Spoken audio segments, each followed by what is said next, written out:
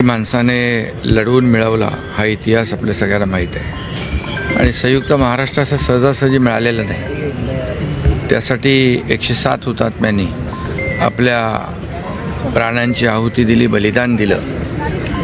त्यांना अभिवादन करण्याचा आजचा दिवस आहे। मी सर्व हुतात्म्यांना आदरपूर्वक वंदन करतो आणि विनम्र अभिवादन करतो।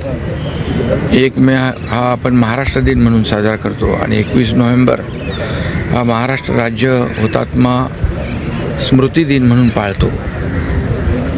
आणि खरं म्हणजे या सर्व हुतात्म्यांनी आपल्या प्राणांची आहुती दिली, बलिदान दिलं।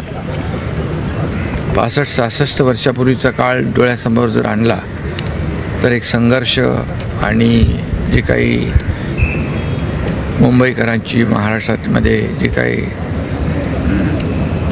चळवळ त्यावेळेस पाहिली तर अंगावर आजही शहारे येतात। आणि अशा परिस्थितीमध्ये मुंबईचा संयुक्त महाराष्ट्र आपल्याला मिळालेला आहे आणि नुसतं हुतात्म्यांना वंदन करून भागणार नाही, तर मुंबईची प्रगती, मुंबईची कीर्ती, मुंबईचा विकास झाला पाहिजे असा उद्देश डोळ्यासमोर ठेवून प्रत्येकाने आपली जबाबदारी ज्यांनी संयुक्त महाराष्ट्र मुंबईसह मिळवण्यासाठी बलिदान दिलं त्यांना आदरांजली अर्पित करतो, त्यांना विनम्र अभिवादन करतो। सर, कालच तुम्ही दिल्लीवरून परतला, तुमच्या या दिल्ली यात्रेवरून विरोधकांनी टीका करायला सुरुवात नाही। आता त्या दिवस आता हुतात्म्यांचा आजचा दिवस आहे, आपण दुपारनंतर त्याच्यावर बोलू ना।